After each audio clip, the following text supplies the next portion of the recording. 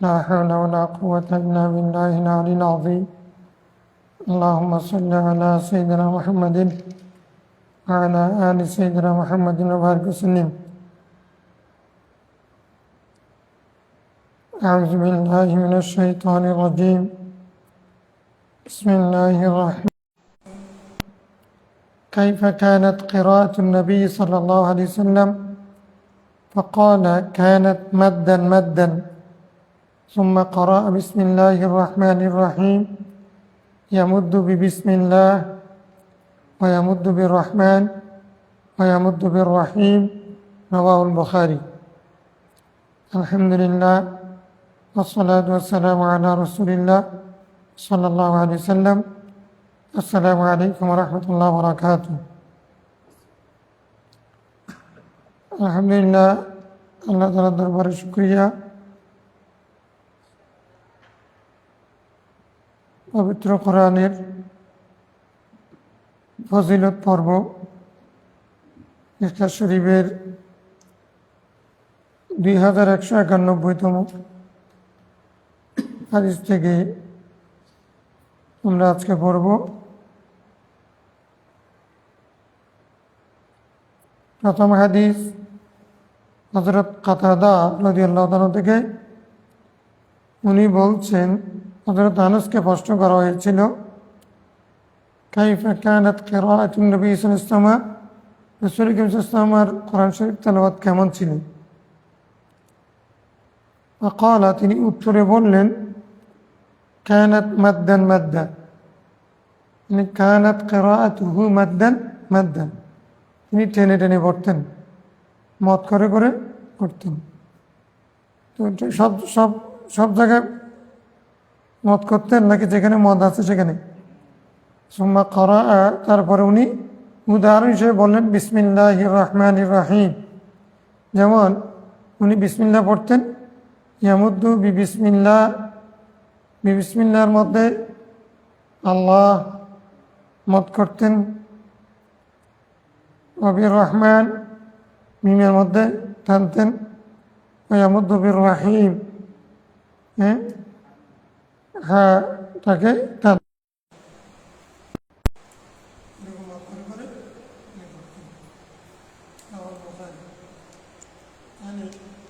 এগুলো মধ্যে আসলে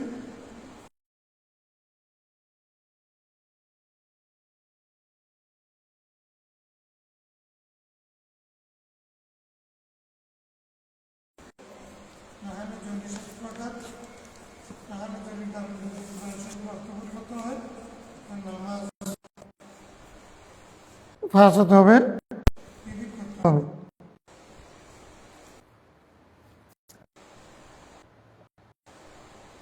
عبد الرحمن قال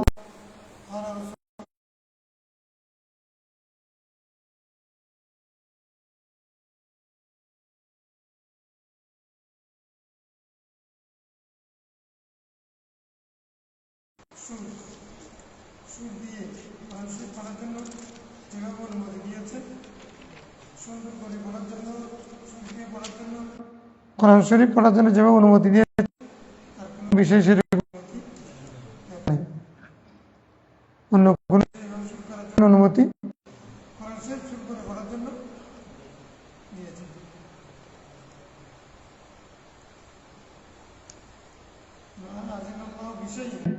অন্য কোনো কবিতা বা অন্য বিষয় পাঠ করা এগুলো দেন না, যেরকম সুর দিয়ে পড়া, যত সুর দিয়ে মানুষের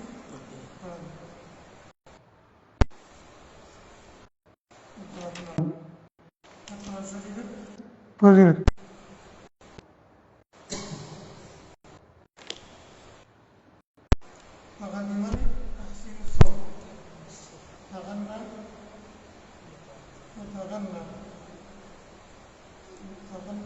غني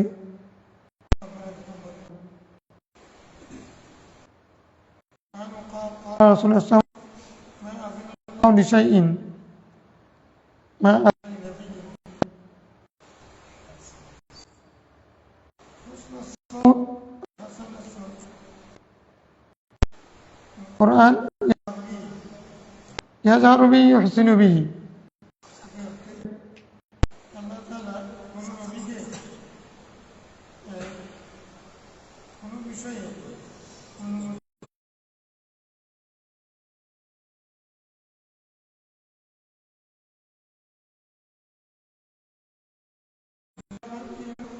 স্পষ্ট করে সুন্দর করে বলার জন্য আগেরটা থাকে। এখানে রেজিস্টার আছে নাকি?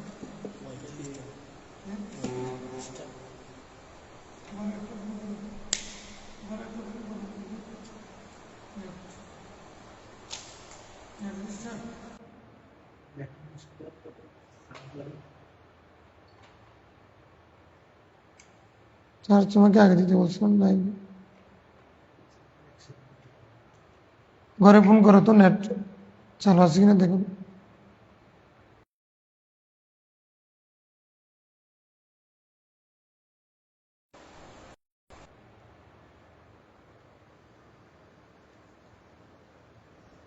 নেট বন্ধ কিনা জিজ্ঞাসা করুন।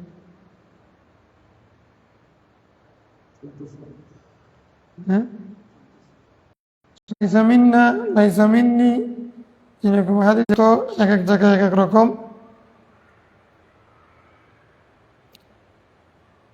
তো এগুলো অর্থ হচ্ছে ওয়াই, সতর্ক করা, তারপর হচ্ছে পরিপূর্ণতা, নফি ও কামাল। নফি কামাল, আমার পরিপূর্ণ উম্মত না, এই গোষ্ঠীর পরিপূর্ণ সদস্য না। নফি কামাল মানে মুসলিম, পরিপূর্ণ মুসলিম হতে হলে তাকে কি তাগান্নি বিল কোরআন করতে হবে, কোরআন শরীফ সুর দিয়ে সুন্দর করে পড়তে হবে। কারণ কারো সুর কণ্ঠ যদি সুন্দর না থাকে তাহলে উম্মত হতে পারবে না।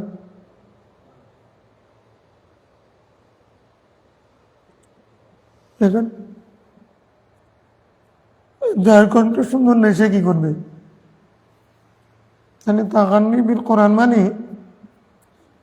এটা কণ্ঠ সুন্দর বলে নাই, সুর সুন্দর বলছি। তো সুরের সাথে বিশুদ্ধ তিলাওয়াত একটা বিষয় থাকে। কারণ যারা আবৃত্তি করে তারা কি শুধু কণ্ঠ সুন্দর এই কারণে নাকি তাদের উচ্চারণ,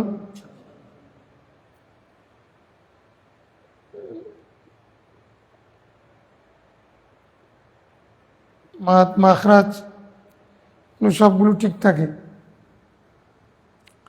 এসব কি মিলেই তাগান্নি বিল কোরআন।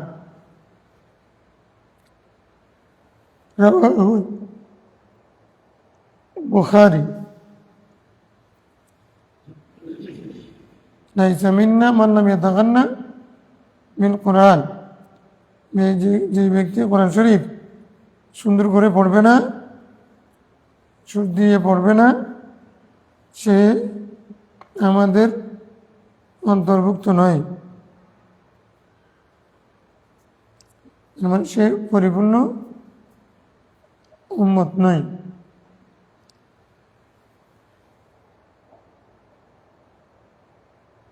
দুর্বল সদস্য মুসলিম উম্মার। وعن عبد الله بن مسعود رضي الله عنه قال لي رسول الله هو على المنبر।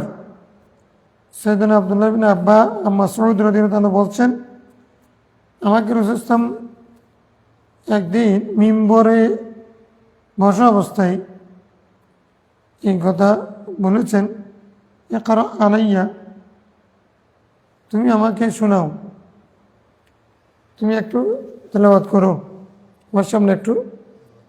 ইকরা আলাই মানে কি? উতলু আমামি, উতলু বাইনা ইয়াদাইয়া, আমার সামনে একটু তেলাওয়াত করো। সাম্মিনি মিনাল কোরআন কারীম, কোরআন শরীফ থেকে আমাকে শোনাও। উনি বলেন, কুলতু আকরা আলাইকা ওয়া আলাইকা উনজিলা আমি বললাম আকরাউ আলাইকা, আমি আপনার সামনে পড়ব, আকরাউ আলাইকা কিনা হামজা ইস্তেফহাম মাহজুব।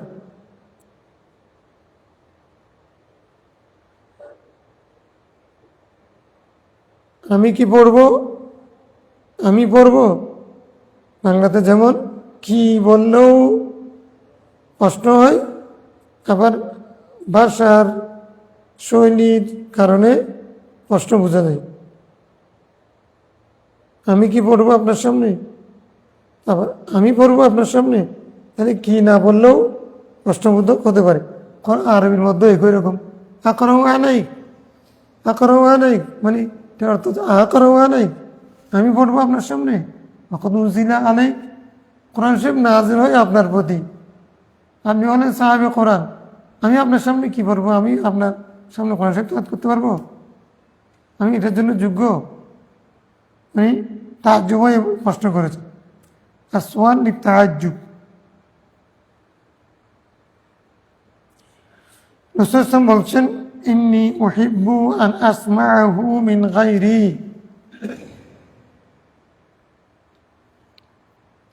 আব্দুল্লাহ বিন মাসউদ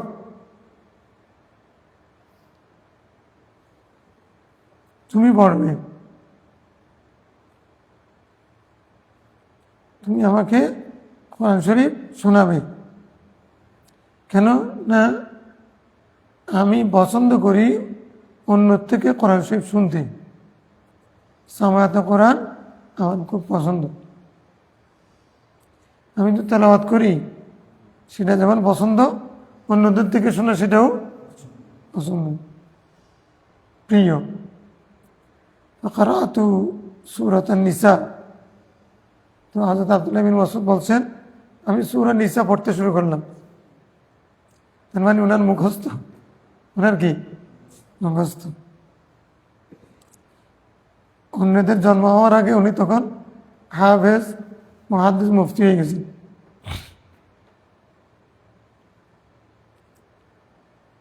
সূরা নিসা পড়লাম, হাত্তা আতাইতু ইলা হাযিল আয়া, পড়তে পড়তে আমি ফাকাইফা ইযা জিনা মিন কুল্লি উম্মাতিন বিশাহিদিন ওয়া জিনা বিকা আলা হাউলাই শাহিদা,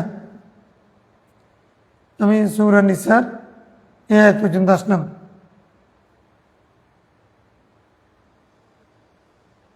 মানে হাফজ কোরআনের হিসেবে 8 পৃষ্ঠার শেষ আয়াত পর্যন্ত পড়ে বলছেন ক্বালা হাসবুক, ক্বালা হাসবুক, সুন্নাত। কোরআন শরীফ যদি যদ্দূর শেষ করতে চাও তুমি, এটা যে বলে ইন্টারভিউরে হাসবুক, এটা তোমার ভাষা, হাসবুক যথেষ্ট কইছে, আর না এটা আরবি বলে কি হাসবুক। হাফেজদেরকে যদি থামাইতে চাও, আয়াতের মাঝখানে থামাইও না, কিছু লম্বা আয়াত হলে, আয়াতের দাইনি হলে সেটা তারপরে অক্ষতে থামাইও। তো ইন্টারভিউ যেগুলো নেই মসজিদে এখন, এগুলিতে অনেকগুলোতে গুনাহ হবে। তেলাওয়াত কোরআন শরীফ তেলাওয়াত করে সওয়াব কামাবে রমজানে, তার আগে যাকে আনছে ইন্টারভিউ নেওয়ার জন্য উনি গুনাহ কামাই যাচ্ছে। হাফেজ আসছে 100, 150, 200 জন, আমি আসছি 1 ঘন্টার জন্য বারাইটে হাদিয়ার জন্য, ইন্টারভিউ নেওয়ার জন্য আমাকে আনছে। আমার ইন্টারভিউ আরেকটা আছে, দাওয়াত আরেকটা আছে, ইমামতি আছে, হাফেজ আসছে 150, 200 জন। তো এখন একজনে পড়া শুরু করেনি, হাসবুক, ঠিক আছে যাও। এখন উনি যে একটা আয়াত পড়বেন, কোরআন শরীফ একটা পুরো পড়তে দিতে হবে না, এটা সওয়াব হবে না গুনাহ হবে। অন্যগুলো বাদ দিলাম, আরও ইন্টারভিউর মধ্যে অনেক কিছু আছে না, হ্যাঁ, ভিতরে ভিতরে যে আমরা ছোট ছেলে নেব না, এটা আগে ভাগে আপনি বলে দেবেন বয়স এত হবে, যা কন্ডিশন নিয়োগ বিধির মধ্যে লিখে দেবেন, তারা ইন্টারভিউ দেবে। আপনি বাচ্চা কতগুলি ছেলে ইন্টারভিউ বোর্ডে আসবে কষ্ট করে দূর দূরান্ত থেকে, কত দূর থেকে, অন্য ডিস্ট্রিক্ট থেকে, তারপরে আপনি আগ থেকে ম্যানেজড। দুনিয়ার মধ্যে দুর্নীতি, সব জায়গায় যদি দুর্নীতি চলে, তাহলে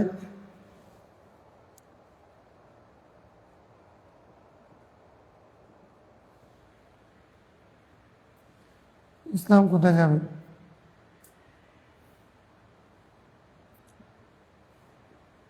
কমিটি যদি বলা যায় বিবাহিত হতে হবে, 5 বছর অভিজ্ঞতা লাগবে, কণ্ঠ সুন্দর হতে হবে, এগুলো কমিটির পক্ষ থেকে যদি আগে অ্যাডের মধ্যে বা প্রচারের মধ্যে থাকে, তাহলে আপনি ঠিক করবেন। তারপরে যাকে অনুমতি দিয়েছেন তাকে আপনি ওদের পক্ষে একটা আয়াত পড়ার জন্য তো সুযোগ দিবেন। ঠিক আছে, ঠিক আছে। তাকেও বেইজ্জত করা, সে নিরাশ হবে, মায়েস হবে, মনোকষ্ট পাবে, মনোবল ভেঙে যাবে, সে মেহমান। আর একটা আয়াত শেষ না করে আপনি শেষ করে দেওয়া মানে কোরআন শরীফ, এটা মাকরুহ হবে, গুনাহ হবে। রাসূল ইসলাম আয়াত শেষ করার পরে তারপরে হাসবুক বলেছেন নাকি মাঝখানে বলেছেন? শাহিদা, শাহিদা। তারপর হচ্ছে ইয়ৌমাইদিন ইউআদ্দুল্লাযিনা কাফারু ওয়া আসাউ রাসূলাল্লাহ তুসাওয়া বিহিমুল আরদ ওয়া লা ইয়াকতুমুনাল্লাহ হাদিসা, এর আগ পর্যন্ত শাহিদা। হাসবুক, আল্লাহ, আপাতত তুমি থামো। ফালতাফাততু ইলাইহি, আমি রাসূল ইসলামের দিকে তাকালাম, ফাইদান আইনাহু তাজরুফান, ফাইদান আইনাহু তাজরিফান, আমি দেখলাম যে রাসূল ইসলামের দু চোখ বেয়ে অশ্রু পড়তেছে, পানি ঝরতেছে। মুত্তাফাকুন আলাইহি।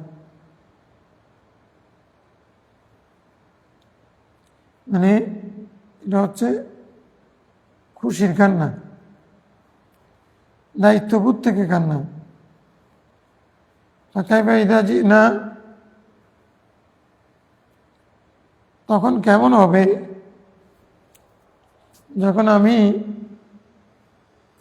প্রত্যেক উম্মতের একজন সাক্ষীকে আনব,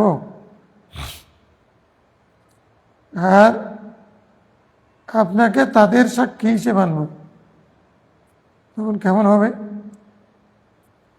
মানে কেমন হবে মানে কাইফা, কেমন হবে এইটার মধ্যে উজ্জ্বল আছে কথা। কাইফান হাল, কাইফা শানুক, কাইফা ইজ্জতুক, কাইফা মারতাবাতুক। সেদিন কিয়ামতের দিন আল্লাহ তাআলা প্রত্যেক উম্মতের সাক্ষীকে আনবেন। তো প্রত্যেকের উম্মতের সাক্ষী হচ্ছে প্রত্যেক নবী, উম্মতের সাক্ষীকে নবী। সমস্ত নবীকে আল্লাহ এক জায়গায় আনবেন। তারপরে বলবেন, মূসা নবুয়ত দিয়ে পাঠাইছিলাম, রিসালাত দিয়ে পাঠাইছিলাম, দায়িত্ব পালন করেছ?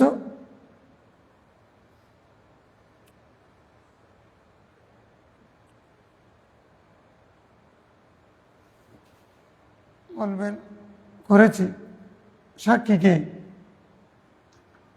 যে সাক্ষী হচ্ছেন মুহাম্মদুর রাসূলুল্লাহ। সবার সাক্ষী আমাদের নবী মুহাম্মদ রাসূলুল্লাহ। এই হাদিসটা এই আয়াতের সাথে আবার দ্বিতীয় পারার ওয়াকাযালিকা জাআলনাকুম ওয়াসাতান লিতাকুনু শুহাদা আলান নাস, ওটার একটা মিল আছে। নবীগণের সাক্ষী আমরা উম্মতে মুহাম্মদীয় হব। নবীগণের সাক্ষী আমাদের নবী, আবার তাদের সাক্ষী আমাদের উম্মত। ওইটা দুইটা দুই পর্যায়ে হতে পারে। তাদের তাবলীগের দায়িত্ব পালন করেছে কিনা সেটা সাক্ষ্য আমাদের নবী দেবেন আল্লাহর কাছে জবাবদিহিতার সময়। আবার যখন অন্যান্য নবীর উম্মতরা অস্বীকার করবে যে আমরা তো কোনো নবী পাই নাই, কোনো দাওয়াত পৌঁছে নেই, তখন নবীগণকে আল্লাহ ডাকবেন, মুসা ঈসা দায়িত্ব পালন করেনি, করছি তো এরা তো বলতেছে করো নেই, সাক্ষীকে উম্মতে মুহাম্মদী। তো আল্লাহ আমাদেরকে তাদের নবীগণের পক্ষে সাক্ষী হিসেবে দাঁড় করাবেন। তখন বলবেন যে মূসা কি দায়িত্ব পালন করেছে? তো আমরা বলবো যে করেছেন আল্লাহ। তখন আমরা তখন ছিলাম না, উম্মতে মুহাম্মদী কেমনে সাক্ষ্য দিবে? তো আমাদেরকে আল্লাহ প্রশ্ন করবেন, জেরা চলতেছে তো ওখানে হাসরের মাঠে বিচারালয়, তো তোমরা কেমনে সাক্ষী দিচ্ছ? উনি দায়িত্ব, তুমি তো এখন 5000 বছর বছরে 6000 বছর পরে আসছো তুমি, যে আমরা তখন বলবো যে প্রত্যেক নবী যার যার দায়িত্ব পালন করেছেন, কোনো অলসতা করেন নাই, যথাযথ দায়িত্ব পালন করেছেন, এই কথা আমাদের নবী আমাদেরকে বলেছেন, আমরা এটা বিশ্বাস করেছি, আমাদের নবীর কথার উপর ভিত্তি করে আমরা সাক্ষ্য দিচ্ছি। বেশি কঠিন যে আল্লাহ আছেন, তো নবীরা দায়িত্ব পালন করেছেন, ওনারা দুইয়েতে আসছেন, এটা তো অনেকে জানে, তওরাত ইনজিলের মধ্যে আছে, বংশ পরম্পরায় এগুলো একজন একজন থেকে শুনছে। তো ওটা তো আরো কঠিন, আল্লাহ আছেন ওইটা তো আমি না দেখে, ওইটা তো যখন বিশ্বাস করেছি, এটা বলতে অসুবিধা কি? নবী বলেছেন, আমি বিশ্বাস করেছি, এটা আমি সাক্ষ্য দিচ্ছি। আল্লাহ সাক্ষী এদেরকে গ্রহণ করুন।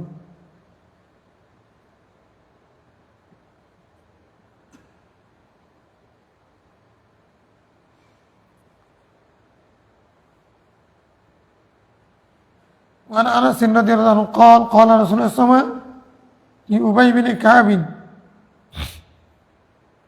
উবাই বিন কাব বড়কারী আলেম, মুফতি, ইমাম, নবীর খলিফা, ইমামতির ক্ষেত্রে।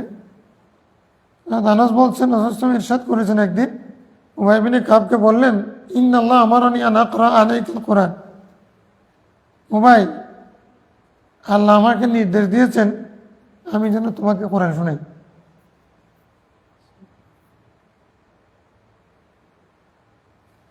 قال الله سماني لك الله سماني لك, বলছেন আল্লাহ কি আপনার সামনে আমার নাম উচ্চারণ করেছেন, আমার নাম জিকির করেছেন? উবাই বিন কাব বলতেছেন, আমার নাম নির্দিষ্ট করে বলেছেন? কলা নাম। রাসূল বলছেন, ও ভাই তোমার নাম নির্দিষ্ট করে বলেছেন আল্লাহ আমাকে। কলা ওয়াকাদ যুকিরতু ইনদা রাব্বিল আলামিন, তাহলে আমার নাম কি রব্বুল আলামিনের সামনে উচ্চারণ হয়েছে এরকম?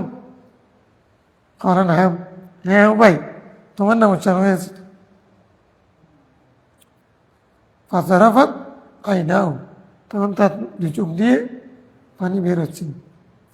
ফারহান ওয়া সুরুরা,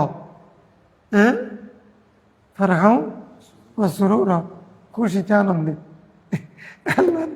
আল্লাহর বান্দার নাম হযরত যায়েদ বিন হারেসার, যায়েদ বিন সাহাবাতের নাম তো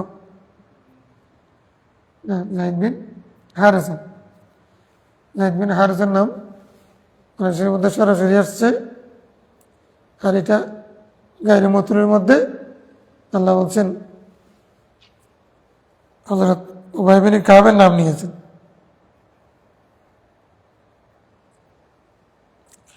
কত বড় ভাগ্যবান, মানে এটা কোরআন শরীফের ফজিলত, যে কোরআন শরীফকে বেশি মহব্বত নিয়ে আন্তরিকতার সাথে সুন্দরভাবে পড়বে, তার নাম আল্লাহ নিবে। وفي رواية إن الله أمرني أن أقرأ عليك لم يكن الذين كفروا সূরা বাইয়িনা,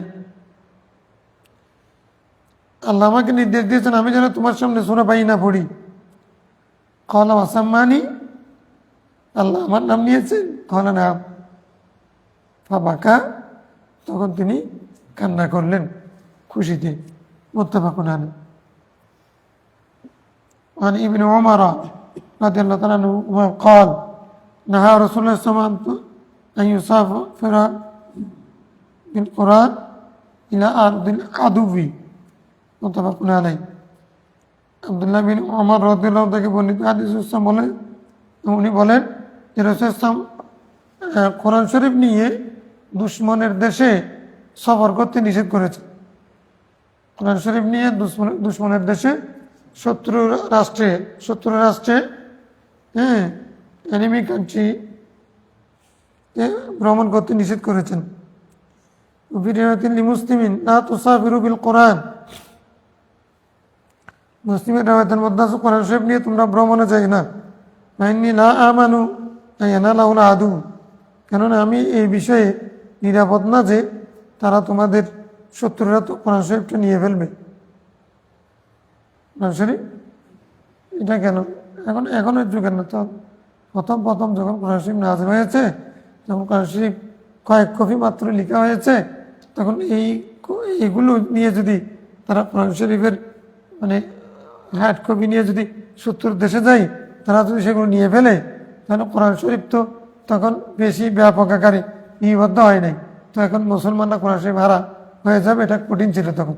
প্রথম এই জন্য বলছেন লা তুসাফিরু বিল কোরআন, কোরআন শরীফ নিয়ে মুখস্থ নিয়ে না, হার্ড কপি নিয়ে।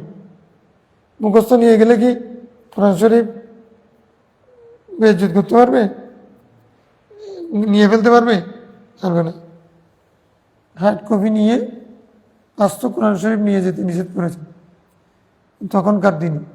এখন তো কোরআন শরীফ পরবর্তীতে এত কপি হয়েছে, এমন অবস্থা হয়েছে, এত হাফজ হয়েছে, এখন এমনভাবে রেকর্ড হয়েছে, এখন আর দুনিয়ার এই ভিড় থেকে ওই পেটে যে শত্রু হোক না কেন কোনো সমস্যা নেই। মানি না আজকে ভাই রিজিকে চা নেই, ঘরে ওষুধ।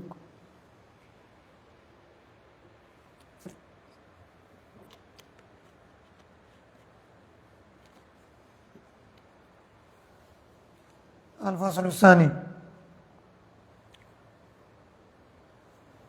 عن أبي سعيد الخدري رضي الله عنه قال جلست في عصابة من ضعفاء المهاجرين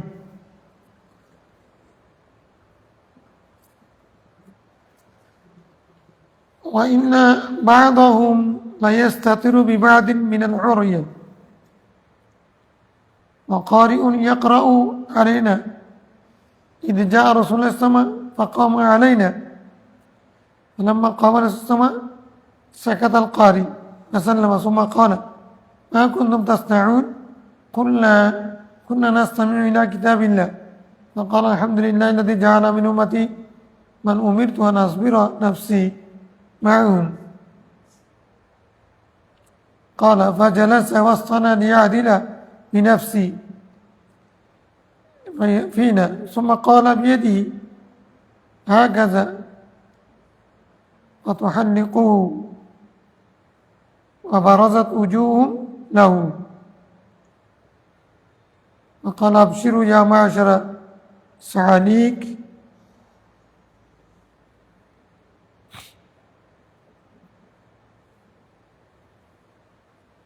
المهاجرين من نور التام يوم القيامة تدخلون الجنة قبل أغنياء الناس بنصف يوم وذلك 500 سنة رواه أبو داود। আবু সাঈদ খুদরি থেকে বর্ণিত হাদিস, উনি বলছেন আমি দুর্বল মুহাজিরদের একটা দলে বসাছিলাম। তাদের কেউ আর কেউ অন্যদের থেকে মানে পর্দা করছিল, সতর করছিল। মেলহরি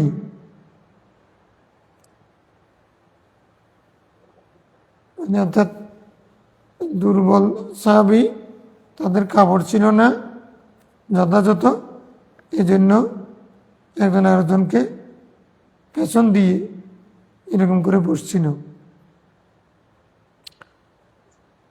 কারিউন ইয়াকরাউল আলাইনা, একজন কারি আমাদেরকে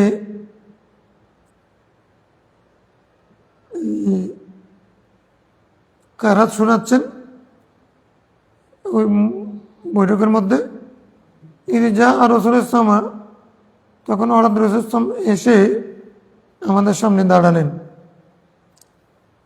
ফালাম্মা কামা রসুল ইসলামা সাকাতুল কারি, কারি সাহেব কোরআন শরীফ পড়া বন্ধ করে দিয়েছেন।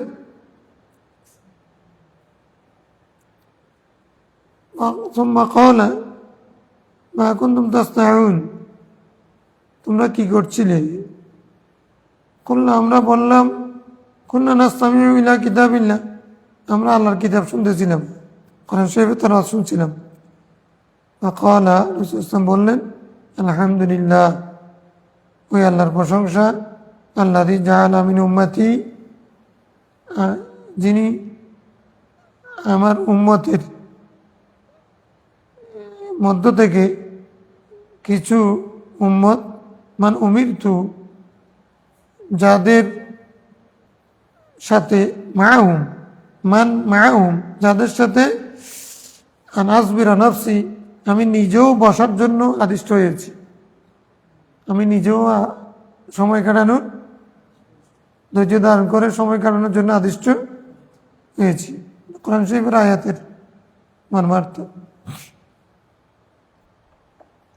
উমিরতু আন আসবিরা, কোরআন শরীফের আয়াত আছে।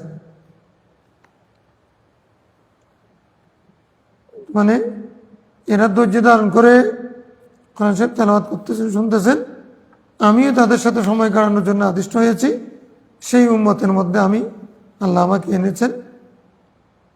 ক্বালা, রাবি বলছেন, ফাজাল্লা সাওয়াস্তানা, তিনি আমাদের মাঝখানে বসে গেলেন। লিয়া আদিলা বিনাফসি, তিনি যেন আমাদের বরাবর হতে পারেন। ফিনা, তো অর্থাৎ আলাদা বসেন নাই, মাঝখানে বসলেন। তেমন অহংকার ছিল না। সাহাবায়ে কেরাম দুর্বল সাহাবী, তারা গরিব সাহাবী, তাদের মাঝখানে বসছেন। এটা নেতৃত্বের কোয়ালিটি, রহমতুল আলামিনের রহমতের পরিচয় এবং সহানুভূতি। সুম্মা ক্বালা বিয়াদিহি হাকাযা, তিনি ইঙ্গিত করে বললেন, তুহাল্লিকু ফাতুহাল্লিকু, তোমরা একটা কাজ করো, হালকা বেঁধে ফেলো। হালকা বাঁধো, হালকা মানে কি? ভুল করে বসো। আবারাজাত উজুহুম লাহু, হালকা বাঁধা বেঁধে ফেললো, তখন সবার চেহারা তার দিকে হলো। ফাকালা, তখন রাসূল সাল্লাল্লাহু আলাইহি ওয়াসাল্লাম বললেন, আবশিরু,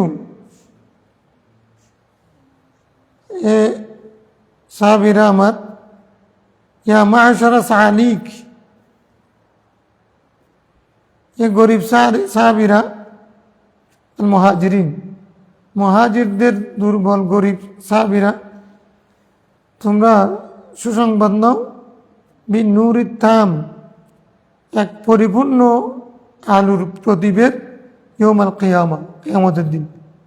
তোমাদেরকে আমি কিয়ামতের দিন একটা পরিপূর্ণ উজ্জ্বল প্রদীপের সুসংবাদ দিচ্ছি। তো সেটা কি? তাদখুলুনাল জান্নাহ, তোমরা জান্নাতে প্রবেশ করবে। একটা তো নূরের সুসংবাদ দিচ্ছেন, আরেকটা হচ্ছে কি, তাদখুলুনাল জান্নাহ, তোমরা জান্নাতে প্রবেশ করবে। ক্বাবলা আগনিয়া ইন্নাস, পয়সাওয়ালাদের আগে, পয়সাওয়ালাদের, ধনীদের পূর্বে, কমপক্ষে বিনিসফি ইয়াউমিন, অর্ধদিন পূর্বে। বিনিসফি, কমপক্ষে তোমরা ধনীদের অর্ধদিন পূর্বে জান্নাতে প্রবেশ করবে। তো অর্ধেক দিন আগে আর 12 ঘন্টা আগে হলে অসুবিধা কি? এটা এত এত বেশ কম না? ধনীরা 12 ঘন্টা পরে ঢুকবে আর গরিবরা 12 ঘন্টা আগে ঢুকবে আর কি।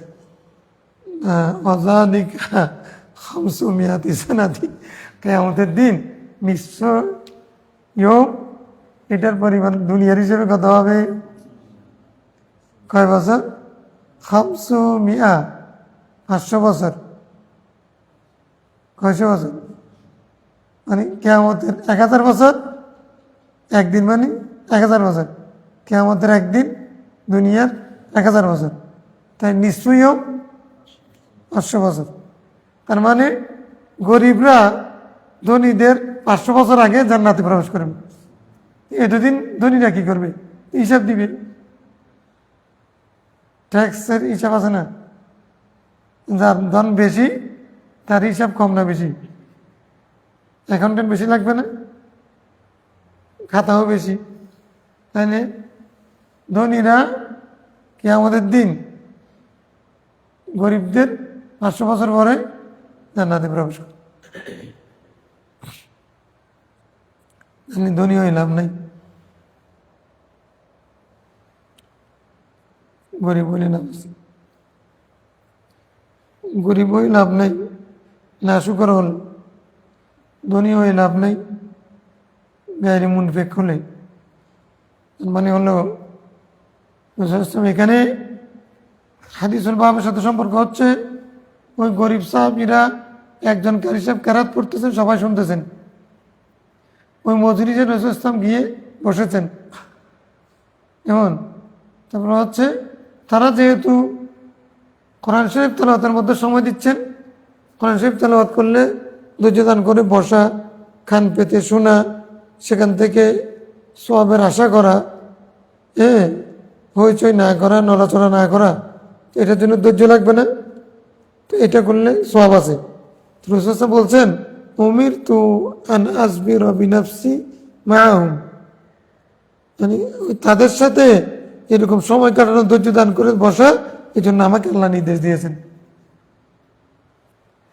আমার উম্মতের মধ্যে যারা কোরআন শরীফ নিয়ে ধৈর্য দান করে সময় দিবে, পড়বে, তাদের সাথে বসা, এটার জন্য আমাকে আল্লাহ নির্দেশ দিয়ে। বসতেন যে কিরকম বসা? ইমাম হিসেবে আলাদা নয়, তাদের মাঝখানে বসা। এটা কেন? গরিব সাহাবী, কিন্তু যেহেতু তারা কোরআন শরীফ পড়তেছে, এই জন্য আল্লাহর নির্দেশ হচ্ছে তাদের মাঝখানে সমান হয়ে বসে। وعن براء بن عازب قال قال رسول الله صلى الله عليه وسلم زينوا القرآن بأصواتكم, তোমরা তোমাদের আওয়াজকে, আওয়াজ দিয়ে কোরআন শরীফকে সুন্দর করো। কোরআন শরীফ কি অসুন্দর নাকি? কোরআন শরীফ তো সুন্দর। তো আমরা কোরআন আওয়াজ দিয়ে কোরআন শরীফ সুন্দর করব, তার মানে হলো তোমরা সুন্দর কণ্ঠে, সুন্দর আওয়াজে, সুন্দর সুরে কোরআন শরীফ তেলাওয়াত করুন। যেমন ইচ্ছা পড়ে চলে গেলাম, কে করিও না। কোরআন শরীফ সুন্দর আওয়াজে পড়ো, এটা নির্দেশ। তাহলে সুন্দরের মধ্যে প্রথম হচ্ছে শুদ্ধ করা। সুন্দরের প্রথম অর্থ কি? শুদ্ধ করা, নাকি? প্রথম অর্থ কি? শুদ্ধ না হলে এটা সুন্দর হবে? কণ্ঠ যত সুন্দর হোক, যদি অশুদ্ধ পড়ে, তাহলে রুব্বা কারিন কোরআন আল কোরআনও ইয়ালানু হবে। আগে শুদ্ধ হতে হবে, তারপরে। আচ্ছা, শিল্পী যদি আবৃত্তি করে গান গায়, তার আওয়াজ যত সুন্দর হোক, যদি শব্দ উচ্চারণ ঠিক না হয়, তাহলে এটা সুন্দর হবে?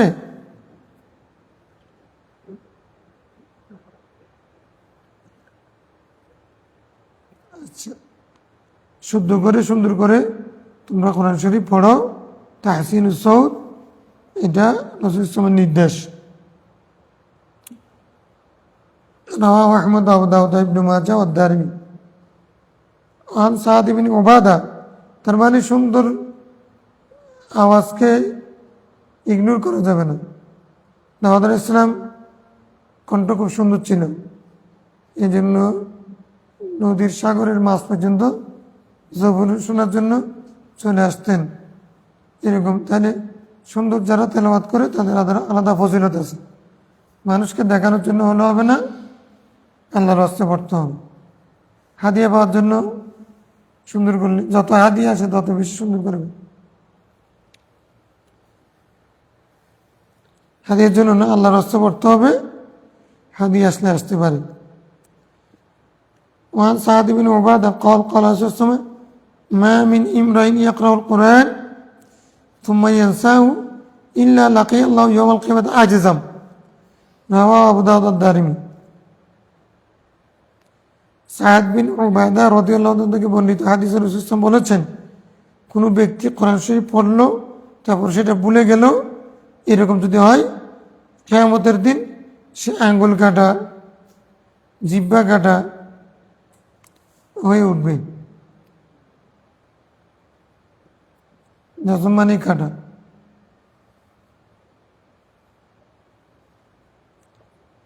মানে আঙ্গুল কাটা, হাত কাটা, জিহ্বা কাটা, এরকম কাটা অবস্থায় হলে এটা সুন্দর হবে না, বিশ্রী হবে। কিয়ামতের ময়দানে সবার সামনে লোকটাকে বিশ্রী লাগবে। এটা কেন হবে? যে কোরআন শরীফ শিখছিল নি, চর্চা না করার কারণে। কোরআন শরীফ ব্যবসা করছিল, চর্চা না করার কারণে ভুলে গেছে। এমন যদি হয় কিয়ামতের দিন সে পরিপূর্ণ হিসেবে উঠবে নাকি কাটা ছেঁড়া অবস্থায় উঠবে?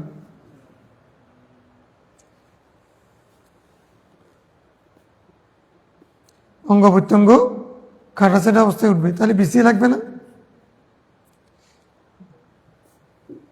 কোরআন শরীফ ভুলে গেলে শাস্তি। ওয়ান আব্দুল্লাহ বিন কামর আন্না রাসূলুল্লাহ সাল্লাল্লাহু আলাইহি ওয়াসাল্লাম قال لم يفقه من قرأ القرآن في أقل من ثلاث ليال। কোরআন শরীফ আমরা তো বুঝি না সবাই, কোরআন শরীফ পড়া হবে, কোরআন শরীফ তো নাযিল হয়েছে বোঝার জন্য, তো সবাই তো বুঝবো না। তো কোনো ব্যক্তি, বিশেষ করে আলেমদের মধ্যে যারা কোরআন শরীফের অর্থ জানেন, সে কোরআন শরীফ ভালো বুঝে নেই যে ব্যক্তি 3 দিনের বা 3 রাতের কমে কোরআন শরীফ যদি খতম করে, কোরআন শরীফ খতম করলে কমপক্ষে কয়দিন লাগবে? 3 দিন। সর্বনিম্ন কত? 3 দিন। 3 দিনের চেয়ে কমে খতম পড়া, এটা কি হবে না? সে কোরআন শরীফ বুঝে নেই। এটা দ্বারা কি বোঝাচ্ছে?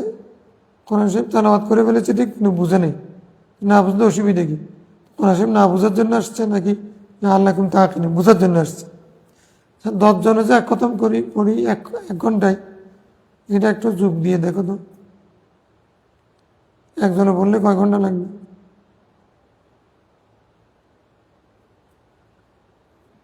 10 ঘন্টা। 10 জনে যদি 1 ঘন্টায় খতম করে, তাহলে একজনে যদি করে 10 ঘন্টা। তিলাওয়াত তো হবে, তিলাওয়াত করার জন্য 3 দিন লাগে না, কিন্তু বোঝার জন্য, বুঝে বুঝে পড়তে গেলে কমপক্ষে কদিন লাগবে? বুঝে বুঝে পড়ার জন্য কমপক্ষে 3 দিন লাগবে। এমনি বোঝা ছাড়া তেলাওয়াত করলে 3 দিন লাগবে না। তাহলে এটা নাজায়েজ বলবো না। নাজায়েজ হলে তাহলে ইমাম আবু হানিফা প্রতি রাতে 1 খতম দিতেন, যে ওটা কি হবে? যাদের পক্ষে সম্ভব সাধারণভাবে, আর এখানে বুঝার সাথে সম্পৃক্ত, বুঝার সাথে কোরআন শরীফ ভালোভাবে বুঝতে হলে কমপক্ষে কদিন লাগবে? বুঝে বুঝে পড়তে হলে কমপক্ষে 3 দিন লাগবে, কমপক্ষে।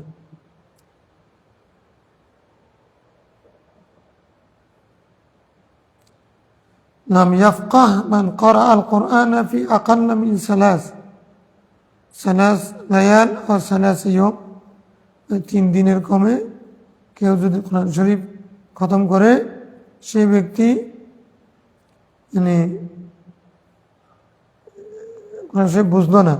তো এটা দ্বারা বোঝাচ্ছে কোরআন শরীফ খতমও 3 দিনের কমে করিও না। 3 দিনের কমে করি না।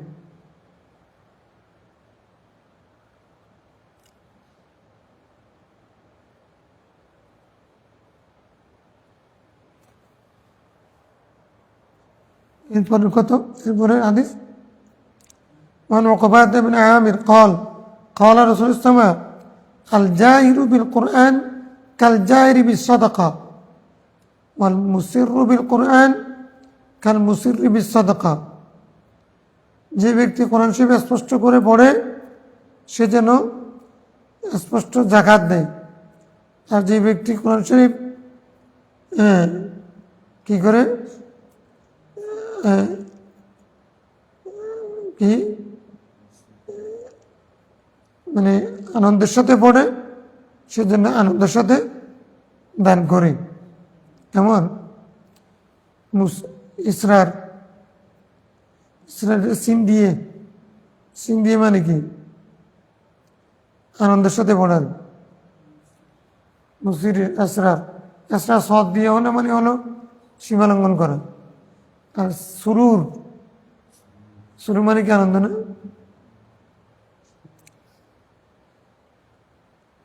তাই নেই? অর্থাৎ এটা কোরআন শরীফ পড়তে হবে কি মানে সুস্পষ্ট ভাষায়, কোরআন শরীফ পড়তে হবে কি স্পষ্ট ভাষায়, তাহলে সৎকার সোয়াব পাবে। আর আনন্দের সাথে পড়লে সেটাও সদকার সোয়াব পাবে। নওয়াজ তিরমিজি ওয়া আবু দাউদ ওয়া নাসাই وقال الترمذي هذا حديث حسن غريب। ইমাম তিরমিজি বলছেন হাদিসটা গরীব হাসান। আচ্ছা, وعن صهيب قال قال رسول الله صلى الله عليه وسلم ما آمن بالقرآن من استحل محارمه। কোরআন শরীফ যা কিছু হারাম করে দিয়েছে সেগুলোকে কেউ যদি হালাল মনে করে সে কোরআন শরীফের প্রতি বিশ্বাসই করেনি, কোরআনে বিশ্বাসী না। সে ওই ব্যক্তি কোরআনের বিশ্বাসী না। পবিত্র কোরআন তো ইমানের অংশ না, তো কোরআন শরীফকে প্রতি ইমান না আনলে কি সে মুমিন হবে? হবে না। তো রাসূল বলছে কেউ যদি কোরআন শরীফ যা কিছুকে হারাম করে দিয়েছে সেগুলোকে যদি হালাল মনে করে, সুদ খাওয়া, ঘুষ খাওয়া, জেনা করা, চুরি করা, ডাকাতি করা, মা বাবার বাধ্য হওয়া, এগুলো কোরআন শরীফ হারাম করে দিয়েছে, এগুলোকে যদি কেউ হালাল মনে করে, ইস্তাহাল্লা जो हलाल समझे उस चीज़ों को जिसको कुरान ने हराम कर दिया, तो गोया कि वो कुरान पर ईमान भी नहीं लाया, गोया कि वो कुरान पर ईमान भी नहीं लाया, ये कुरान का मोमिन नहीं है।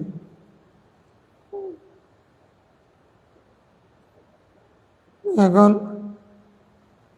তাহলে এটা কি হবে? ফতোয়া কি? কোরআন শরীফ যা কিছুকে হারাম করেছে নস্যকতি দ্বারা সেগুলোকে কেউ যদি হালাল মনে করে তাহলে সেটা মুমিন না, কোরআন শরীফের প্রতি বিশ্বাস স্থাপন করেনি। তো কোরআন শরীফের প্রতি বিশ্বাস স্থাপন না করলে সে কি ইমানদার হবে? আচ্ছা, সেটার সাথে হাদিসের সাথে আমাদের ফতোয়ার সাথে মিলতেছে। নস্যকতি দ্বারা কোনো কিছু যদি হারাম হয় সেটা যদি কেউ যদি হালাল মনে করে সে কাফের। কেউ যদি মনে করে যে সুদ খাওয়া হালাল, জেনা করা হালাল, নামাজ তরক করা হালাল, যাকাত না দেওয়া হালাল, জায়েজ মনে করলে এমনি যদি না দেয়, নামাজ না পড়ে, সে ফাসিক হবে। কিন্তু যদি হালাল মনে করে, ইস্তিহলাল হারাম কুফরুন, হারামকে হালাল জানা, মা তাবাতা বিন্নাসিন কতঈ ওয়া হারাম ফাইস্তাহাল্লা হাদুন ওয়া লাইসা বিমুমিন বাল ইউকাফার, তাকে কাফের ফতোয়া দেওয়া যাবে। নিজের বোনকে বিয়ে করা যায় এরকম যদি কেউ মনে করে তাহলে সে কি হবে?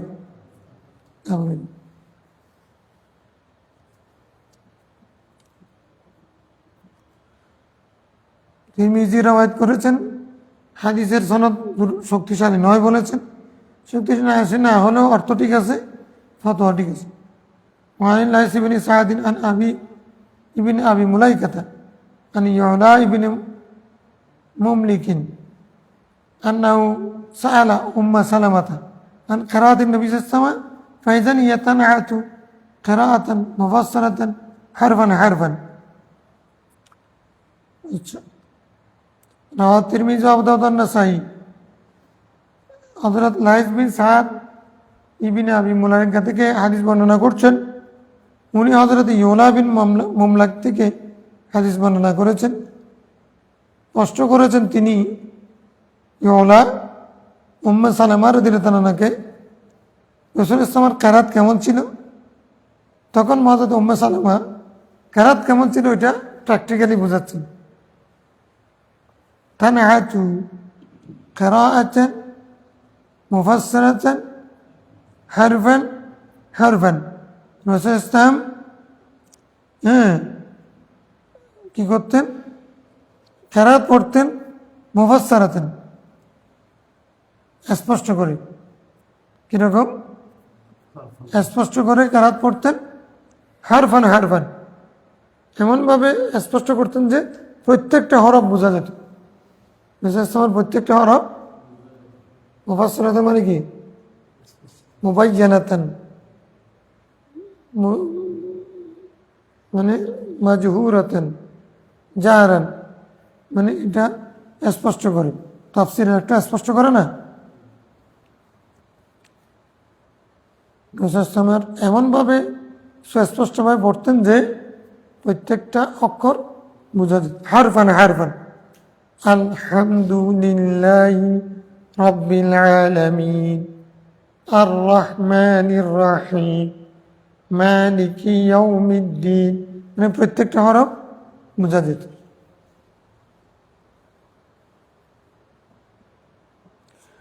রাওয়াহু তিরমিজি ওয়া আবু দাউদ ওয়ান নাসাই।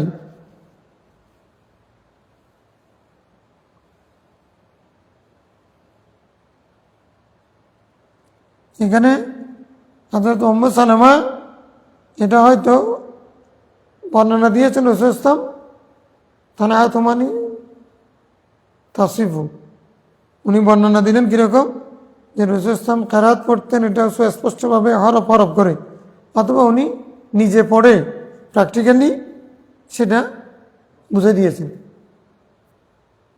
কাকে? হযরত ইউলাকে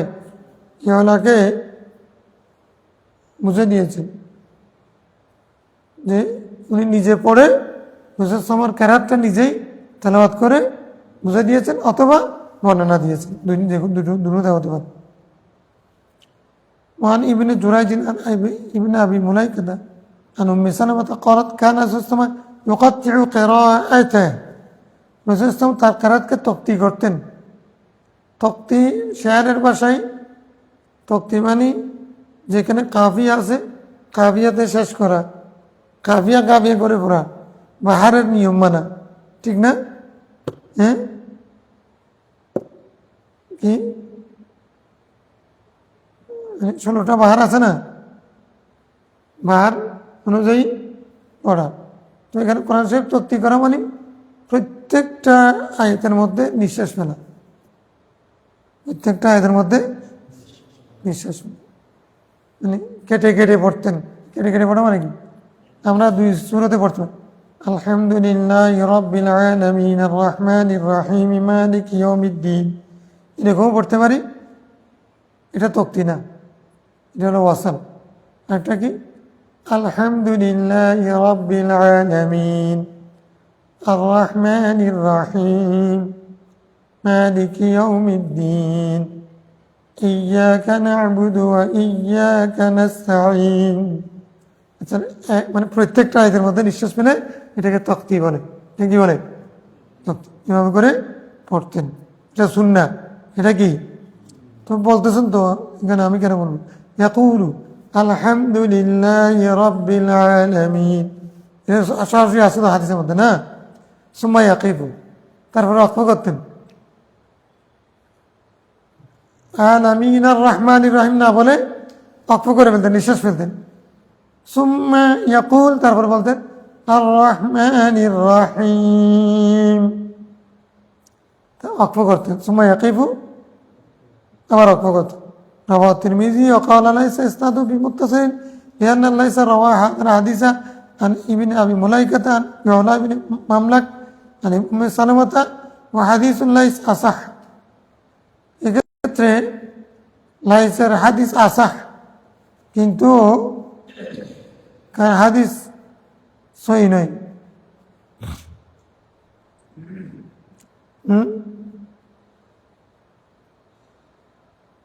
ইবনে জুরাইজ ইবনে আবি মুলাইকাতা আন উম্মে সালামাতা তাহলে ইবনে আবি মুলাইকাতা অর্থাৎ উম্মে সালামা থেকে যে রওয়ায়াত করেছেন হ্যাঁ ইওলাকে বাদ দিয়ে তাহলে এটা কি হয়ে গেছে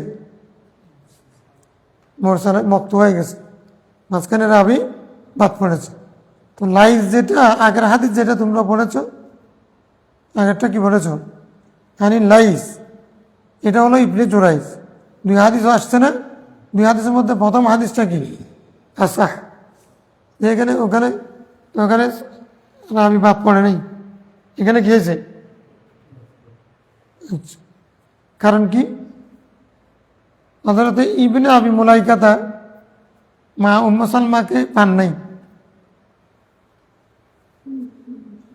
কেমন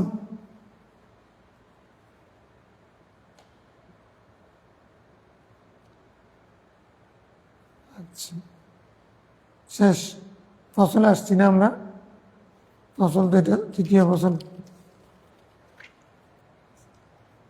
বাপ তো বেশি লম্বা নেই পড়ে ফেলবো শেষ করে দেব হ্যাঁ আচ্ছা وعن حذيفة قال قال صلى الله عليه وسلم يقرأ القرآن بلحون العرب তোমরা কোরআন শরীফ পড়ো আরবের লেহান দিয়ে ওয়াসওয়াতিহা তাদের আওয়াজ দিয়ে ওয়াইয়াকুম ওয়া লুহুন আনিল ইশক আজকে ওয়ালাদের লেহান দিয়ে পড়িও না ওয়া লুহুন আনিল কিতাবাইন ওই ইহুদি নাসরাদের লেহান দিয়ে পড়িও না وسيجيء بعدي قوم يرجعون بالقرآن ترجيع الغناء والنوع لا يجاوز حناجرهم مفتونة قلوبهم وقلوب الذين يعجبهم شانهم رواه البيهقي في شعب الإيمان ورازين في كتابه আমি সব দিগর্ত করে চলে যাচ্ছি ব্যাখ্যা করবো না কোরআন রাসূল ইসলাম বলছেন তোমরা আরবের সুরে কোরআন পড়ো আরবের আওয়াজে কোরআন পড়ো তোমরা বেঁচে থাকো আহলে ইশকের সুর থেকে হ্যাঁ আহলে ইশক মানে কি সোয়ারা আহলে ইশক কারা ইশক ছাড়া শের আসবে নাকি যার মধ্যে প্রেম নেই তার শের বের হবে তো আহলে শের মানে আহলে ইশক আহলে শের মানে কি কবিরা আশিক হবে নাহলে কবি হতে পারবে পারবে না তো তাহলে কবিদের সুরে তোমরা কোরআন শরীফ পড়িও না আরবদের আওয়াজ দিয়ে সুরে পড়িও আর ইহুদি নাসরাদের সুর দিয়েও পড়িও না আমার পরে কিছু একটা কৌম আসবে যারা কোরআন শরীফকে মানে পড়বে তরদিদ করে করে ইউরাজ্জিউন মানে তরদিদ করা তার মানে হলো এটাকে সুর ভেঙ্গে ভেঙ্গে পড়বে তার জিয়াল কেনা এমন তরজি এমন সুর দিয়ে পড়বে যে সেটা হলো নগমা নগমা কেনা মানে নগমা দিয়ে মানে সুর দিয়ে পড়বে সেটা গানের সুর অন্য এবং কান্নার সুর কান্নার সুরে গানের সুরে কোরআন শরীফ কান্নার সুরে নহ মানে এখানে যারা ওই ভাড়াটিয়া মানুষ যারা কান্না করে ওদের সুরে পড়বে তো তখন লাইজাউজু হানাজিরহুম তাদের কোরআন শরীফ তাদের কণ্ঠনালী পর্যন্ত পৌঁছবে না মফতুনাতুল কুলুবাহুম তাদের অন্তর মানে পরীক্ষার সম্মুখীন বিপদে পড়ছে অন্তর ঠিক নেই তারা ফিতনার মধ্যে পড়ছে ও কুলুবুল্লাযীনা ইউজিবুহুম শানুহুম তো তাদের অন্তর মফতুনাতুন যারা এদের কেরাত শুনে যাদের কলব নরম হবে যারা মানে হা ওয়া করবে করে না? যখন অন্য গানের সুর দিয়ে যখন পড়বে, শ্রোতারা যারা যারা পড়বে তাদের অন্তরও মানে ফিতনার মধ্যে পড়ছে, আর যারা এগুলো শুনে মানে এদেরকে বাবা দিবে তাদের অন্তরও ফিতনার মধ্যে পড়ছে। কোরআন শরীফ ক্ষেত্রে যেমন সত্য, হাদিসের ক্ষেত্রে সত্য, আর ওয়াজ মানে তো কোরআন শরীফ দিয়ে হবে না, ওয়াজের মধ্যে সত্য। মানে ওয়াজের মধ্যে যারা এরকম সুর দিয়ে ভিন্ন সুরে, গানের সুরে পড়ে না, হিন্দি গানের সুরে নাচ পড়লে তারপরে ওইটার ভাইরাল বেশি হয়ে যাচ্ছে না? অনেকে নাচ পড়ে না হিন্দি সুরে, গানের সুরে পড়ে না, যে গানটা বেশি মানে ভাইরাল হয়েছে ওই গান দিয়ে আবার ওয়াজ করে না? তখন আবার সেগুলো পড়লে পরে আবার কতগুলো স্রোত আবার বেশি, তাদের দাওয়াত বেশি দেয় না, তারা বেশি আরো খুশি হয় না? জীব মানে তাদেরকে আনন্দিত করে। এদের এই কাজ যদি তাদেরকে আনন্দিত করে, শানুন মানে ফেলুম, তাদের আচরণ যদি এই মফতুনাতুল কলব যারা, তাদের সুরে যদি যারা পাগল হবে তাদের অন্তরও নষ্ট হয়ে গেছে। কোরআন শরীফ পড়তে হবে আরবের লাহানে, আরবের সুরে, গায়কদের সুরে নয়, আহলে ইশকে কবিদের সুরে নয়। নওয়াল বায়াকি বি সাবিরি রাজি বি কিতাবি।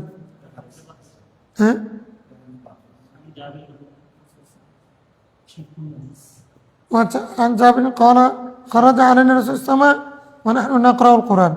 রাসূলুল্লাহ সাল্লাল্লাহু একদিন আমাদের সামনে আসলে আমরা কোরআন শরীফ পড়তেছিলাম, কোরআন শরীফ তেলাওয়াত ছিলাম। ওয়াফিনাল আরাবি ওয়াল আজামি, আমাদের মধ্যে আরবি ছিল, আজমি ছিল। ফাকাল ইকরাউ, রাসূলুল্লাহ সাল্লাল্লাহু বলছেন তোমরা পড়ো। ফাকুল্লু হাসানুন, ফাকুল্লুন, আরবিরা যেটা পড়ছে সেটাও সুন্দর, আজমিরা যেটা পড়ছে সেটাও সুন্দর। ওয়াসায়াজিউ আকওয়ামুন ইউকিমুনাহু কামা ইউকামুল কাদহু ইয়াতাআজ্জালুনাহু ওয়া লা ইয়াতাআজ্জালুনাহু। তো আমার পরে কিছু কিছু গোষ্ঠী আসবে, কম আসবে, মানুষ আসবে যারা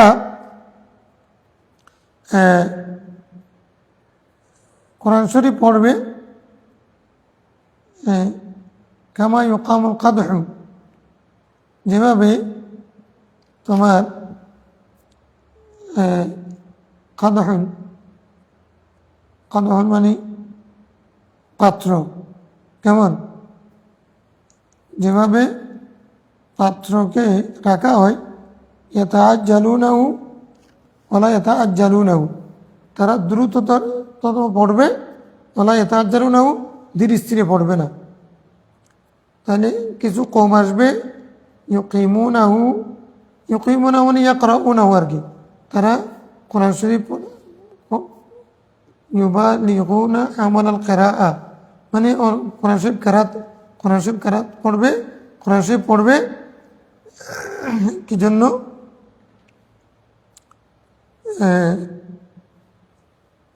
কামা ইউকামুল কাদহু, যেভাবে একটা পাত্র বিছানো হয়, পাত্র বিছানো হয় মানে কি অর্থ কি? অর্থাৎ থাকার জন্য, হাদিয়া পাওয়ার জন্য কোরআন শরীফ পড়বে, মানে সুর দিয়ে ভালো করে কোরআন শরীফ পড়বে, তাদের জন্য মানে পাত্র বিছানো হবে যেন। তো তাই ইয়াতাআজ্জালুনাহু, তারা দ্রুত তো কোরআন শরীফ পড়বে, ওয়ালা ইয়াতাআজ্জালুন, তো দ্রুততম পড়বে মানে এটার অর্থ এরকম হতে পারে যদি আগেরটার সাথে মিলে, মানে তারা দ্রুত পাবে বিনিময়, দ্রুত পাবে, পরকালে তাদের জন্য কোনো কিছু নেই। এটা বুঝছো? শুনো, আবার শুনো। বলতেছেন আমার আরবি যে কোরআন শরীফ পড়ছে সেটাও ভালো পড়ছে, আজমি যেটা পড়ছে সেটাও ভালো পড়ছে, কিন্তু আমার পরে কিছু মানুষ আসবে যারা কোরআন শরীফ মাহফিল কায়েম করবে, কোরআন শরীফ তেলাওয়াতের মাহফিল কায়েম করবে, তো সেখানে যেন পাত্র বিছানো হবে। তো পাত্র বিছানো হবে মানে তারা একটা পাত্র যদি বিছাই দেয়, মানে এখানে টাকা দাও, সবাই টাকা দিবে, তো টাকা দিবে, মানুষের থেকে প্রশংসা পাবে, হাদিয়া পাবে, আবার কোরআন শরীফ তেলাওয়াতের মাধ্যমে। কিন্তু ওয়ালা ইয়াতাআজ্জালুন, তারা কিয়ামতের দিন কোনো কিছু, তাদের সবগুলো নগদ হয়ে যাবে, বাকি কিছু। তাহলে এখন আমরা যে কোরআন শরীফ তেলাওয়াত শুনে তারপরে যে মানুষকে হাদিয়া দিই, এটা জায়েজ হবে? জায়েজ হবে। যারা পড়তেছে তারা যদি আল্লাহর রাস্তায় পড়ে, যারা দিচ্ছে তারা যদি আল্লাহর রাস্তায় দেয়, তাহলে জায়েজ হবে। আর যদি আল্লাহর রাস্তায় না হয়, কেউ যদি আজকে কারাত সম্মেলন হবে, সেখানে কারিরা আসবে, তারপরে হচ্ছে কারাত পড়লে মানে অন্যরা টাকা দিতে থাকবে, কারি সাহেব সেজন্য আসা, আর অন্যরা সেখানে গিয়ে মানে দেখানোর জন্য টাকা দেওয়া। হ্যাঁ, এরকম যদি করে রিয়া যদি হয়, তাহলে তাদের জন্য দুনিয়াতে আছে কিন্তু পরকালে নেই। খালাস, বুঝতে পারছ? এ তাহার জানো না মানে কি, তারা দুনিয়াতে পাবে বিনিময়, কোরআন শরীফের মজলিসের বিনিময় দুনিয়াতে পাবে। কারিও সামিও হাদিয়া দাতাও গ্রহিত ওলা এটা আজ্জালুন, তারা পরকালে তাদের বাকি কিছু থাকবে না। عن براء بن العازب قال سمعت الرسول صلى الله عليه وسلم يقول حسنوا القرآن بأصواتكم, তোমরা কোরআন শরীফ সুন্দর করে পড়ো, ফাইন্না সাওতাল হাসানা ইয়াজিদুল কোরআনা হুসনান, কেননা সুন্দর আওয়াজ কোরআন শরীফ কারো সুন্দর করে দেয়। সুন্দর আওয়াজ কোরআন শরীফ কারো সুন্দর করে, তাহলে যাদের কণ্ঠ সুন্দর, এটা ইসলাম অস্বীকার করে নেই, এটাকে গুরুত্ব দিয়েছে। কোরআন শরীফকে তোমরা সুন্দর আওয়াজে পড়ো, এটা কোরআন শরীফ যদি সুন্দর আওয়াজে পড়ো, এটা আরো সুন্দর বেড়ে যাবে। কোরআন শরীফের সৌন্দর্য আসলে বাড়বে না, কোরআন শরীফ সুন্দর আছে তো এটা বাড়বে কি হিসেবে, শ্রোতার দিক থেকে, শ্রোতার কাছে এটা সুন্দর শোনাবে, সেদিক থেকে এটা সুন্দর হয়ে যাবে। তাউস মুরসালান ক্বালা সুইলা নবী সাল্লাল্লাহু আলাইহি ওয়াসাল্লাম আইয়ুন নাসি হাসানু সাওতান লিল কোরআন, কোরআন শরীফের সুন্দর করে কে সবচেয়ে বেশি সুন্দর পড়ে, ওয়া হাসানু কিরাআতান, কে বেশি উত্তম কিরাত পড়ে, ক্বালা মান ইযা সামি'তাহু ইয়াকরাউ উরিতা আন্নাহু ইয়াখশাল্লাহ, তুমি যখন তার কিরাত শুনবে তখন দেখা যাচ্ছে যে সে কোরআন শরীফ পড়ছে, সে আল্লাহকে ভয় করে। হ্যাঁ, সে আল্লাহকে ভয় করে। ক্বালা তাউস ওয়া কানা তালকুন কাযালিকা, ওয়া কানা তালকুন কাযালিকা, তালকুন মানে কি, তালকুন মানে হাস্যাস বাশ্বাস, হাস্যাস বাশ্বাস মানে তাকে স্বাচ্ছন্দ্যে হাসি মুখে দেখা যাবে। হ্যাঁ, ইয়াকরাউ, যখন তুমি শুনবে সে পড়ছে, উরিতা, তুমি বুঝতে পারবে, আন্নাহু ইয়াখশাল্লাহ, এই লোকটা যে কোরআন শরীফ পড়তেছে সে আল্লাহকে ভয় করে। তা সে পড়ার সময় তার ওয়াজদা আসবে, তারপরে তার মধ্যে চোখ দিয়ে পানি আসবে, অর্থাৎ এই লোকটা কোরআন শরীফ পড়তেছে যে আল্লাহর ভয় আছে তার মধ্যে, এটা যখন বোঝা যাবে, হ্যাঁ, মানে তখন বুঝবে যে এই ব্যক্তি হলো আহসানু সাওতান লিল কোরআন ওয়া আহসানু কিরাআহ, উত্তম কোরআন শরীফ পড়নেওয়ালাকে, পাঠককে, যার মধ্যে কিরাত পড়ার সময় আল্লাহর ভয়ের আসর দেখা যায়, সে হলো কি উত্তম পাঠক। তাহলে শুধু আওয়াজ, এটা আওয়াজ, এটা আওয়াজের নাম ওয়াজ না, আওয়াজ না ওয়াজ, একটা হলো আওয়াজ আর একটা হলো ওয়াজ। ওয়ান উবাইদাতাল মুলাইকি ওয়া কানাত লাহু সুহবাতান, ওয়া কানাত লাহু সুহবাতুন ক্বালা রাসূলুল্লাহ সাল্লাল্লাহু আলাইহি ওয়াসাল্লাম ইয়া আহলাল কুরআন লা তাতাওয়াসসাদু আল কুরআন ওয়াতলুহু হাক্কা তিলাওয়াতি মিন আনাইল লাইলি ওয়ান নাহার আফশাউহু ওয়া তাগান্নাউ ওয়া তাদাব্বারু মা ফি লাআল্লাকুম তুফলিহুন ওয়া লা তুআজ্জিলু সাওয়াবা ফাইন্না লাহু সাওয়াবান, রাওয়াহুল বাইহাকী বিশুআবিল ঈমান। হযরত উবাইদা ইবনে মুলাইকি থেকে বর্ণিত হাদিস, ওয়া কানা লাহু সুহবাতুন, উনি সহবত পেয়েছেন, তার মানে হলো উনি সাহাবী ছিলেন কিনা প্রশ্ন আছে, এই জন্য স্পষ্ট করে দিচ্ছেন উবাইদা মুলাইকি রাসূলুল্লাহ সাল্লাল্লাহু আলাইহি ওয়াসাল্লাম সহবত পেয়েছেন। ক্বালা রাসূলুল্লাহ সাল্লাল্লাহু আলাইহি ওয়াসাল্লাম, উনি বলছেন রাসূলুল্লাহ সাল্লাল্লাহু আলাইহি ওয়াসাল্লাম ইরশাদ করেছেন, এই আহলুল কোরআন, ও কোরআন তেলাওয়াতকারীরা, লা তাতাওয়াসসাদুল কোরআন, তোমরা কোরআন শরীফকে পড়িকে ওয়াসাদা বানিও না, কোরআন শরীফকে কি বানাই না, ওয়াসাদা বানাই না, মানে ওয়াসাদা মানে মানে বালিশের উপরে টেস্ট দিয়ে কোরআন শরীফ তেলাওয়াত করলে, মানে হেলান দিয়ে কোরআন শরীফ মানে অলস হয়ে কোরআন শরীফ পড়িও না। কোরআন শরীফ পড়ার সময় মানে মনোযোগ দিয়ে সব পড়বে। কোরআন শরীফকে বালিশ বানাইও না, তার মানে হলো কোরআন শরীফ অলস নিয়ে কোরআন শরীফ পড়িও না। কি নাই ওয়াতলুহু হাক্কা তিলাওয়াতি, যথাযথ তেলাওয়াত করো রাতে এবং দিনে। দিনে রাতে তোমরা যথাযথ কোরআন শরীফ তেলাওয়াত করো। আফসাউহু, তোমরা সেটার প্রচার করো বেশি বেশি। হ্যাঁ, ওয়াতাগান্নাউ, তোমরা সেটা সুর দিয়ে পড়ো। ওয়াতাদাব্বারু মাফি, কোরআন শরীফের মধ্যে যা কিছু বলা হয়েছে সেগুলো নিয়ে ফিকির করো, চিন্তা করো, গবেষণা করো। লাআল্লাকুম তুফলিহুন, তাহলে তোমরা কি হবে? সফল হবে। কোরআন শরীফ পড়ার সময় অলসতা নিয়ে এরকম হেলান দিয়ে তারপরে জিমাই এরকম করে কোরআন শরীফ পড়িও না।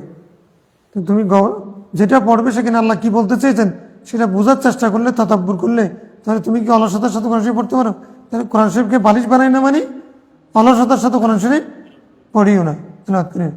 যথাযথ রাত দিন তোমরা কোরআন শরীফের হক আদায় করে তেলাওয়াত করো, স্পষ্ট করে পড়ো, প্রচার করো, সুর দিয়ে পড়ো, সেখানে যা কিছু দিয়েছে সেটা আছে সেগুলো নিয়ে চিন্তা করো, তাহলে তোমরা সফল হবে। বলা তো একদিন সওয়াবাহু, এর বিনিময় দ্রুত নেওয়ার চেষ্টা করিও না। কোরআন শরীফের বিনিময় দ্রুত নেওয়ার, পার্থিব জীবনে কোরআন শরীফের বিনিময় নেওয়ার চেষ্টা করিও না। ফাইনালাহু সওয়াবান, কেননা এর সব বাকি থাকবে। এর সব কি থাকবে? কিয়ামতের দিনের জন্য বাকি থাকবে। তাহলে যারা কোরআন শরীফ পড়ে টাকা নেই, তারা দুনিয়াতে নিয়ে ফেলছে, আখিরাতে পাবে না। তারা হাদিয়া নেওয়া যায় নাই, খতম পড়ে টাকা নেওয়া আল্লাহ হযরত একবার স্পষ্ট বলেন, হারাম বলেছে।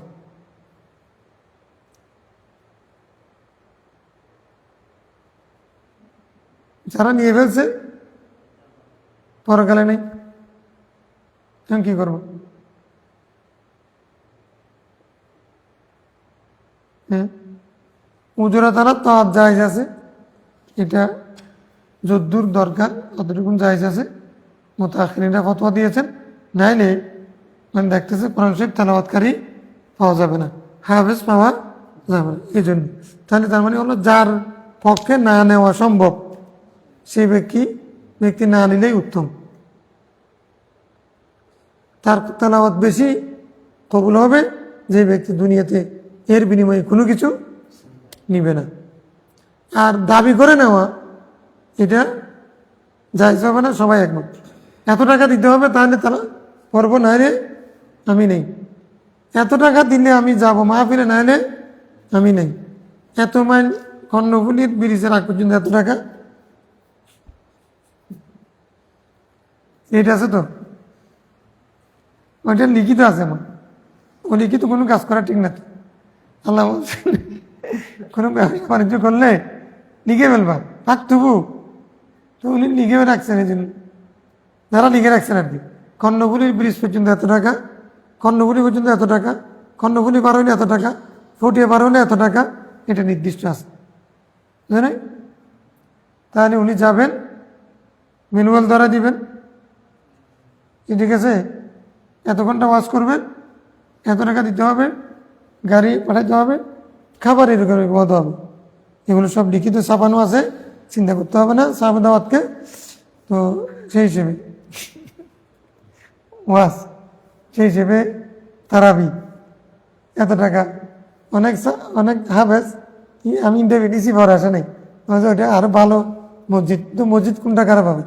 ভালো মসজিদ কোনটা? যেখানে টাকা বেশি দেয় সে আরো ভালো মসজিদ পায়, জন্য চলে গেছে। ভালো মসজিদ পায় জন্য ওয়াদা করছে, ইন্টারভিউ দিয়েছি, তাকে ফার্স্ট করছি, সে আসে নাই। এখন আমাকে বলে হুজুর কি করবো? এখন আমি আবার ইন্টারভিউ, একদিন এক ইন্টারভিউ নিয়ে তারপরে যা পাইছি তাদের থেকে কি করবো? আমি মনে করছি আমাকে মাইন্ড করবে। তো উনি শিক্ষিত মানুষ, তো সেক্রেটারি বলেছে না হুজুর আমরা সবাই মিলে তো ইন্টারভিউ নিয়েছি, ও আসবে বলছে, আমাদেরকে নাম্বার দিয়ে গেছে, সব কিছু ঠিক আছে, এখন আসবে না, এখন আপনার কি সমস্যা? আপনি তো ঠিক করেন। আচ্ছা ঠিক আছে, আল্লাহ আছে, ওদেরকে বুঝ দিছি। তো এরকম যারা একান্ত মানে টাকার জন্য খতম পড়ে, তারাবি পড়াই, এটা হারাম। ধরাধরি করে খতম পড়া, কোরআন শরীফ পড়া হারাম। উজুরতানা তাআত জায়েজ, এটা বাড়াবাড়ি করা যাবে না, যদ্দূর প্রয়োজন, ঠিক আছে? না নিতে পারলে বেহতর, উত্তম, ঠিক আছে? এই হাদিসের আলোকে কেউ যদি বলে যে তোমরা তো নাও না, তো আজ দিন সওয়াবা, কোরআন শরীফ তেলাওয়াতের সওয়াব, সওয়াব মানে বিনিময়, সওয়াব মানে কি? হ্যাঁ, সওয়াব মানে পুণ্য। বাংলা অনুবাদ কি? পুণ্যকে সওয়াব বলে, নেকি, নেকি এটা কি দেখা যায়? এখানে সওয়াব মানে বিনিময়।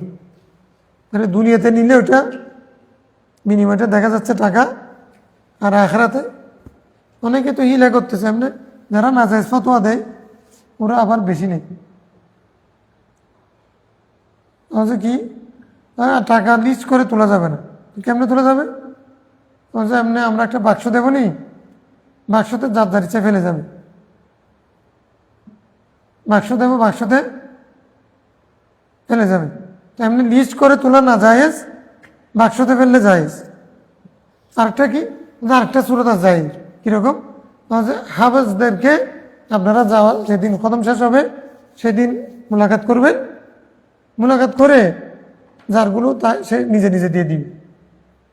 এখন সেখানে হয়েছে কি, ইমাম সাহেব আগ থেকে ইমাম সাহেবের ফজিলত বর্ণনা করে দিচ্ছে জুমার দিন, ইমাম সাহেবকে দিয়ে দিলে কিছু অভাব, খতম টতম সব কিছু উনি আয়োজন করেছেন, কষ্ট করেছেন সব উনি, এখন উনি ওয়াজ করে দিলেন। এখন হাফেজ দুজন তো ওরা তারাই বাড়াইছে, ওরা তো ওয়াজ করতে পারেনি, সুযোগ মাইক পায়নি। এখন দেখা যাচ্ছে যে কি ওই হাতে হাতে মানে বেদার থেকে বাঁচার জন্য, নাজাজ থেকে বাঁচার জন্য হাতে হাতে হাতিয়ে দিতে বলছে। এখন একজনে মানে হাতিয়ে দিতে দিতে ইমাম সাহেবের হাতিয়ে বেশি হয়ে গেছে হাফেজ থেকে। আচ্ছা, হাফেজ দুজনের মধ্যে একজনে পাইছে একবারে কম, একজনে পাইছে বেশি। এখন এটা কি শৃঙ্খলা হলো? এই এতগুলো মানে বানাওয়াটি হিলা কৌশল না করে, যেহেতু মূল বিষয় হচ্ছে উজ্জ্বলতারা তাঁত ন্যাক আমল করে, ন্যাক আমলের জন্য পরিশ্রম করে, ইমামতি, শিক্ষকতা, মুয়াজ্জিনি এগুলো করে টাকা নেওয়া, হাদিয়া নেওয়া মানে পারিশ্রমিক নেওয়া জায়েজ, ইমামরা বলেছেন। আর সেটা যেহেতু জায়েজের পক্ষে ফতোয়া, সেহেতু সেটা সুশৃঙ্খলভাবে সুন্দরভাবে কমিটির মাধ্যমে একটা সবার মতামতের ভিত্তিতে সেটা হলে সেটা আরও উত্তম। ওই রকম ছেড়ে দেওয়া, আপনারা বাক্সে দেবেন, যা দেবেন, এগুলো বিশৃঙ্খলা। আলহামদুলিল্লাহ, আল্লাহুম্মা সাল্লি আলা সাইয়্যিদিনা মুহাম্মদ।